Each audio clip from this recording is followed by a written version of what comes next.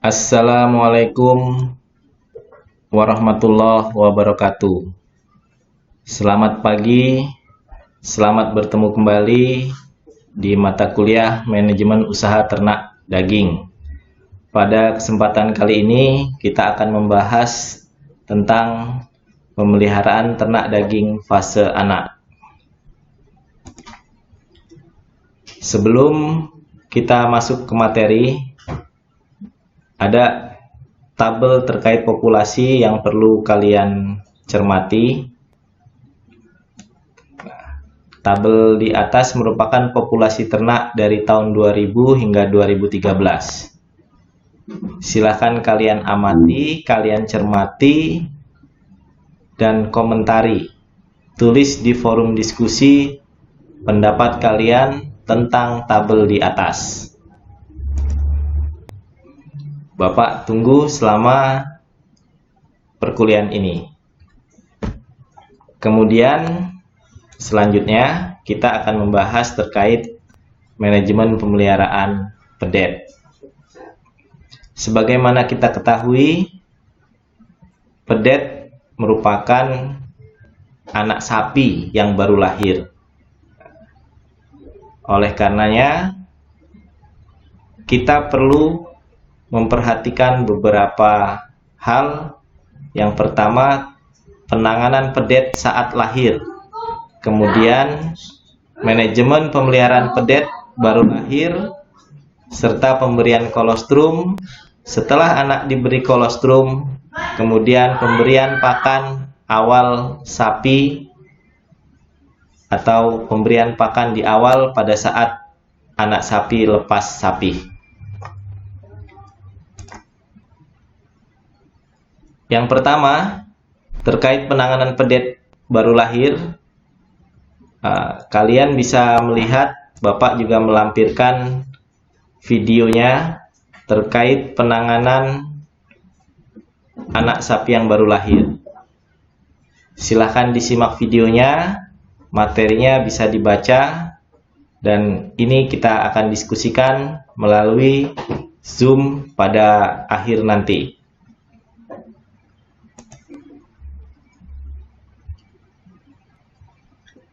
Salah satu yang utama dalam manajemen pemeliharaan pada saat anak baru lahir adalah pemberian kolostrum. Kenapa kolostrum penting untuk diberikan? Ya, ini kandungan kolostrum yang harus kalian pahami sehingga kalian paham bahwa kolostrum itu sangat penting untuk diberikan pada anak yang baru lahir. Yang utama adalah bahwa kolostrum itu mengandung antibodi sehingga dapat meningkatkan imun pada anak sapi yang baru lahir. Ini kita lihat kandungannya tadi. Selanjutnya, setelah diberi kolostrum, kita bisa melihat perbedaannya. Jadi kolostrum ini sesaat setelah lahir itu diupayakan anak sapi, anak kambing ataupun anak domba itu segera menyusu ke induknya untuk mendapatkan kolostrum. Pada saat anak yang baru lahir itu belum bisa minum dari ambing, kita bisa memerah kolostrum itu dari ambing induk kemudian diberikan kepada anaknya. Pentingnya kolostrum, seperti tadi disebutkan, adalah meningkatkan imun. Dari hasil penelitian, dapat disampaikan bahwa pemberian kolostrum itu meningkatkan peluang hidup anak dari 30% menjadi 95%. Nah, ini kenapa bisa ini ya? Karena antibodi, kualitas nutrisi yang ada pada kolostrum itu betul-betul sangat dibutuhkan oleh anak. Ya, jadi jangan lupa bahwa pada saat setiap pedet itu baru lahir harus segera diberi kolostrum. Setelah selesai pemberian kolostrum, kurang lebih selama 3-4 hari, anak sapi atau anak kambing tadi itu kemudian harus dibiasakan menyusu pada induknya. Nah, air susu yang dibutuhkan terus meningkat, sehingga kita juga perlu memperhatikan kebutuhan gizi si induk. Sampai dengan sapi kurang lebih di usia 3 bulan atau 12 minggu, anak sapi atau anak kambing tadi akan menyusu. Nah, setelah 3 bulan baru kemudian kita ajari untuk mulai mengkonsumsi pakan utamanya, yaitu rumput atau hijauan atau pakan lainnya. Ya, jadi sampai dengan 3 bulan itu biasanya dia tetap masih menyusui, atau sering disebut juga inilah periode sapih. Apa saja yang dikonsumsi ya, selain susu yang utama, kita bisa memberikan pakan tambahan ataupun pakan lainnya, sehingga membantu adaptasi anak ternak tadi untuk bisa makan hijauan. Di usia-usia sapi, kita juga harus menghindari pemberian susu yang berlebih atau berganti-ganti. Nah, ini kadang biasanya kita sering melihat bahwa pada saat induknya tidak bisa memproduksi susu, khususnya ini sapi potong, sehingga kekurangan susu, dan kita sebagai peternak terus memberi susunya. Nah, tapi pemberian itu kadang berlebih. Nah, itu juga dampaknya kurang baik, sehingga kita harus memberi dalam jumlah yang optimal pada anak sapi atau anak kambing tadi. Untuk anak sapi kurang lebih sehari membutuhkan 4-5 liter air susu. Setelah berumur 1 bulan, pedet tadi itu kita sudah mulai memberikan yang namanya calf starter.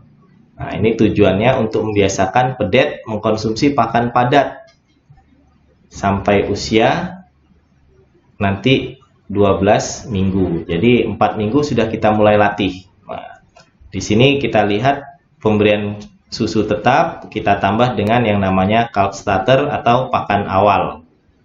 Apa saja pakan yang diberikan? Nah, calf starter itu punya kriteria. Yang utama adalah kandungan protein kasarnya sebanyak 14% sampai 20%, kemudian TDN 75 sampai 80%, CA dan P 2:1, dan upayakan kondisinya tetap diberikan dalam kondisi yang segar, palatabilitas yang baik, dan mudah dikonsumsi oleh pedet tadi.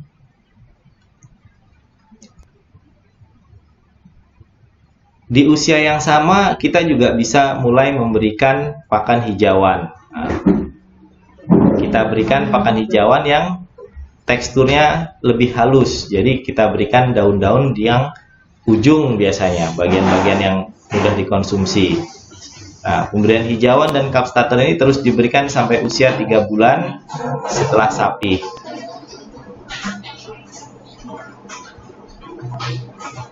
Ini pemberian pakan anak sapi. Kenapa pada periode ini sangat penting? Ya, periode sapi, pasca sapi itu akan mempengaruhi pertumbuhan anak pada masa yang akan datang. Sehingga pada saat kita memperlakukan anak sapi atau pedet ini dalam kondisi sapi kurang baik, maka kedepannya pertumbuhan yang kita harapkan optimal itu akan sulit dicapai. Makanya pada manajemen pemeliharaan anak ini yang utama adalah pemberian kolostrum, kemudian adaptasi pakan sehingga saluran pencernaan dapat tumbuh dengan baik, sehingga pada saat dia masuk periode lepas sapi, anak tersebut dapat mandiri dalam mengkonsumsi pakannya. Ya. Nah, kenapa tadi kita butuhkan yang namanya calf starter ataupun hijauan muda. Nah, ini terkait dengan proses pencernaan atau saluran pencernaan. Jadi pertumbuhan saluran pencernaan itu ya dimulai masa-masa tersebut. Seperti kita ketahui, ternak ruminansia mempunyai 4 bagian perut, yaitu rumen, retikulum, omasum, dan abomasum. Nah, pada saat awal lahir sapi itu abomasum yang berfungsi. Kapasitas abomasum sekitar 60%. Tapi pada saat dia dewasa itu menjadi 8%. Sebaliknya, kapasitas rumen yang tadinya 25% berubah menjadi 80% saat dia dewasa. Nah, peralihan fungsi saluran pencernaan ini itu juga mempengaruhi pertumbuhan, sehingga proses transisi saluran pencernaan ini perlu kita amati dengan baik, perlu kita kawal dengan baik sehingga saluran pencernaan itu dapat optimal pada saat nanti anak sapi kita menjelang dewasa. Nah, nih jadi tahapannya pertama air susu, kemudian bertahap kita kasih calf starter, kemudian hijauan, serat rendah, tekstur lembut, kemudian belajar mengkonsumsi rumput. Nah, jadi harus diingat pada saat sebelum sapi, alat pencernaan pedet atau anak sapi ini itu berfungsi seperti hewan monogastrik. Jadi belum bisa mengkonsumsi serat kasar yang tinggi. Hati-hati ya di sini. Nah, pada saat pedet minum air susu itu langsung disalurkan ke abomasum. Di sana ada saluran yang disebut oesophageal groove. Saluran ini menutupi bila pedet minum susu, sehingga susu tidak jatuh ke rumen. Nah, ini pada saat awal, ini terkait saluran pencernaan. Ya, jadi kenapa awal-awal itu dia tidak akan mengkonsumsi yang lain selama 4 minggu? Karena memang abomasumnya yang masih besar. Seiring berjalannya waktu, abomasum mengecil, rumen yang membesar. Ini konsumsi pakan. Nah, ini perkembangan dalam kondisi normal. Alat pencernaan itu mulai berkembang di usia 2 minggu. Ya, ini jelas. Saat usia 8 minggu, ini sudah mulai terjadi transisi. Abomasum sudah mulai mengecil, tapi kapasitas rumen juga masih kecil. Jadi 8 minggu ini transisi betul nih saluran pencernaan. Rumennya belum besar, tapi abomasumnya sudah mulai mengecil. Nah, oleh karenanya itu, pada usia-usia ini memang terjadi transisi pemberian pakannya antara cair dari susu, sudah kita tambah dengan calf starter, dan juga hijauan dengan tekstur yang lembut.